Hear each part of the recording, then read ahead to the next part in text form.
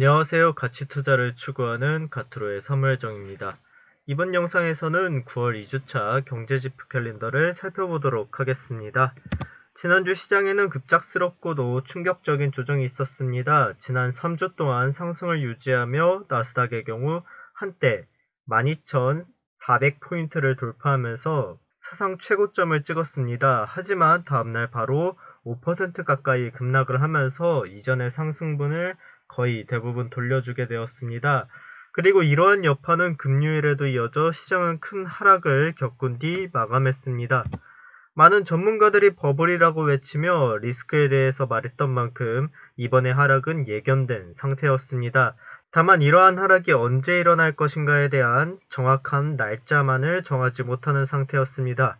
그런 와중 갑작스럽게 급격한 폭락을 하면서 시장에는 큰 충격을 안겨주었습니다.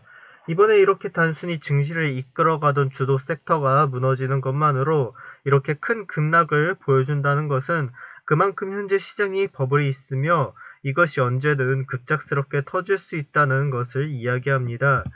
특히 지난주 주요 경제 지표들이 대부분 나쁘지 않은 성과를 기록했음에도 불구하고 이런 조정을 보였다는 것은 앞으로도 예측하기 힘든 장세가 이어질 것이라는 것을 암시하는 것일지도 모릅니다. 이번 주에는 월요일 노동절이 있어 한편으로는 지난 증시의 급락에서 한숨 돌릴 수 있게 만들어줄 수도 있지만 노동절 연휴 이후로 미국에서 코로나 확진자 수가 다시 급증하기 시작한다면 다시 한번 증시는 큰 변동성을 보여줄 수밖에 없을 것으로 보입니다.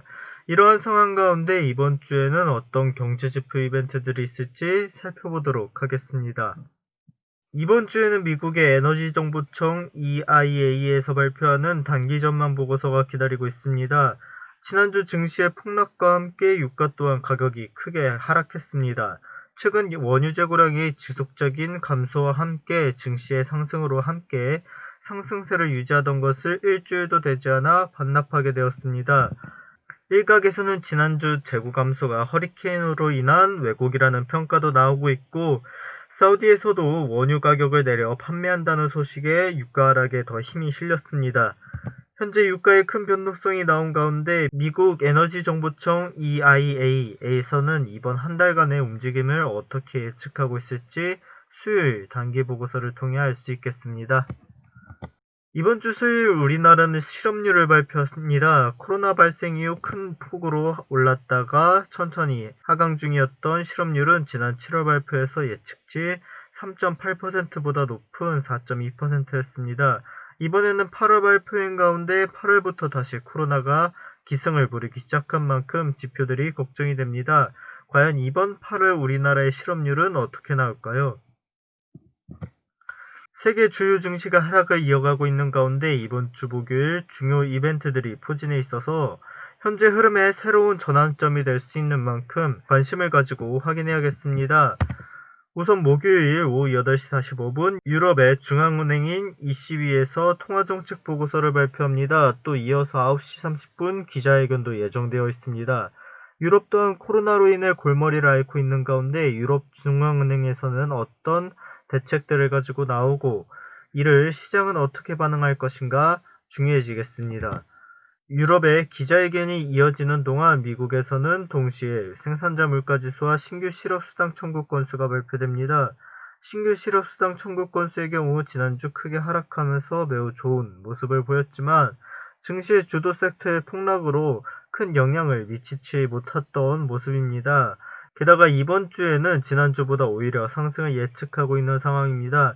그동안 증시에 큰 영향을 발휘했던 신규 실업수당 청구 건수가 이번에도 큰 영향력을 발휘할 수 있을지 이번에도 지난주와 마찬가지로 큰 영향력을 주지는 못할지 지켜봐야겠습니다. 생산자 물가 지수의 경우 페드의 수장 제롬 파월 의장의 오버슈팅 발언 이후 더욱 중요하게 봐야 할 지표라고 생각됩니다. 파월 의장이 인플레이션 상승을 원하고 있기에 인플레이션을 나타내는 지표들의 발표가 중요해질 것으로 보입니다. 이번 주 목요일 발표하는 생산자 물가지수와 같은 물가지수 지표들은 인플레이션 상황을 나타내는 주요 지표 중 하나인 만큼 관심을 가지고 확인해야 합니다. 이어서 목요일에는 근원 소비자 물가지수를 발표하면서 생산자와 소비자 모두의 물가지수 그리고 인플레이션 현황을 파악할 수 있는 만큼 둘 다 중요하게 봐야겠습니다. 본래 매주 수요일에 발표하던 원유 재고는 이번 주에는 금요일 자정에 발표됩니다. 지난주에 엄청난 재고 감소량을 보여줬음에도 주요 증시 폭락과 사우디의 가격 인하 소식과 함께 연일 하락하면서 $40 이하로 가격이 하락한 가운데 이번 주 원유 재고는 어떻게 나올까요? 지난주부터 그동안 치솟던 버블을 터뜨리고 조정이 시작된 가운데 여러 경제 이벤트들을 살피며 흐름을 주시하고 이 조정을 오히려 우리는 매수의 기회로 삼아야겠습니다. 네, 끝까지 시청해주셔서 감사합니다. 이번 주에도 성통하시기를 바라시겠고 이 영상이 도움이 되셨다면 좋아요와 구독 그리고 공유까지 부탁드리겠습니다. 지금까지 가투르의 사무엘정이었습니다. 감사합니다.